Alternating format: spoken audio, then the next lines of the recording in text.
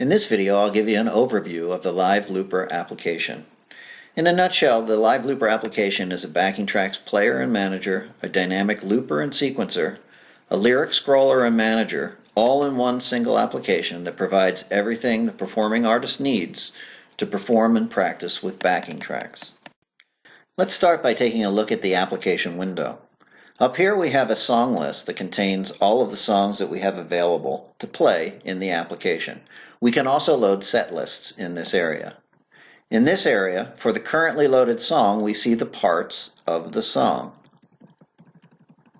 And in this area down here, let's just select verse 1, we see the lyrics for the song. We also have a play stop button here, a loop continue button here, a status area, and also a menu over here. Let's take a closer look at the song list. If I click on the song list, it drops down and shows me all of the songs that are currently loaded. Now, in this case, I have all of the songs available to me loaded in this list. This can also be a set list, as I mentioned earlier. I can click on any one of these column headers and sort by either artist or song name, and the application tracks for us automatically the last date that you played each of your songs. So if I sort by last played date, I see at the top of the list the songs that I might be a little rusty on and I might want to practice because I haven't played them in a long time. Or if I click again, I can see the songs that I just played maybe in my last practice session.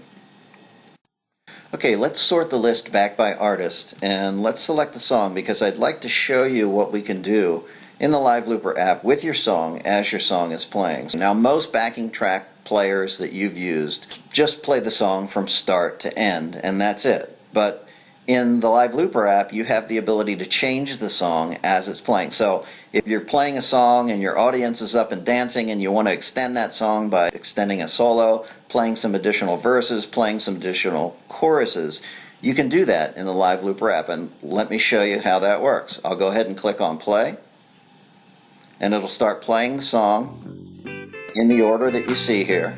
But I'm on the intro right now. The intro runs for about 14 seconds. Let's go ahead and loop it. So you can see it's about to end here. And there you go. Now it's looping the intro. Now, if I clicked on continue, it would then move by default to verse 1, but I'll go ahead and click on verse 2 instead. And you can see now we're playing verse 2 of the song. So I've jumped to a part other than the default part. Now from verse 2, by default it would go into this pre-chorus, but I could jump up to verse 1 if I wanted to. And here we go, verse 2 is about to end. And there we go, we're now on to verse 1. So you can see, by default, the Live Loop application will play the song in the order that you see here in this list, but we can change the progression of the song by looping parts or jumping around to any part we want within the song. Okay, let's go ahead and select another song. Let's pick Eric Clapton's Wonderful Tonight. Another thing that I find myself doing a lot with the Live Looper app is practicing solos. So with the Live Looper app, it's really simple to practice a solo. You simply load the backing track, select the solo, and click play. I'll get a count in. And there we go. And if you really wanted to practice this solo, you of course can loop it. And it'll play it over and over, and you can solo as long as you want over top of the solo chord progression. And you see down in the lyrics area, I have entered the chords for this solo so that as I'm playing the solo, I can see what chord it's on, which is also nice.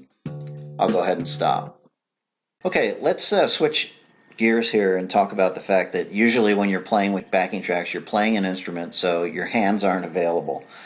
You can control a lot of the features of the Live Looper app using a USB foot switch, including the equivalent of clicking on the play stop button here.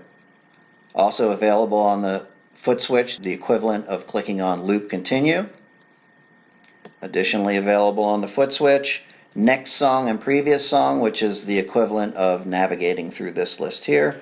And of course you can have a set list loaded. Additionally available through the foot switch, the ability to change the volume of the song, either while the song is playing or while the song is not playing. Additionally available through the foot switch, the ability to move to the next part and the previous part, again either while the song is playing or while the song is not playing. And then finally the ability to control what we call on-demand sound. Now the backing track that I have for this song has what's called an on-demand sound available, which allows me to dynamically end the song. It indicates that the on-demand sound is available here with this OD indicator, and if I press the button on the foot switch, which I'll do now, there it is, you can hear the on-demand sound, and I can click that button on the foot switch as much as I want and at the time of my choosing. So this is just another way that you can make your backing tracks more dynamic and have dynamic song endings with the Live Looper app. Okay, so that is just an overview of some of the features of the Live Looper app. There are many, many more features, but I just wanted to give you an overview of what the app is capable of. The app is available for download in the Microsoft Store. That's microsoftstore.com. When you get there, search for Live Looper, and you'll find the download page for the Live Looper app. Thanks for listening, and we hope you enjoy the Live Looper app. Take care now.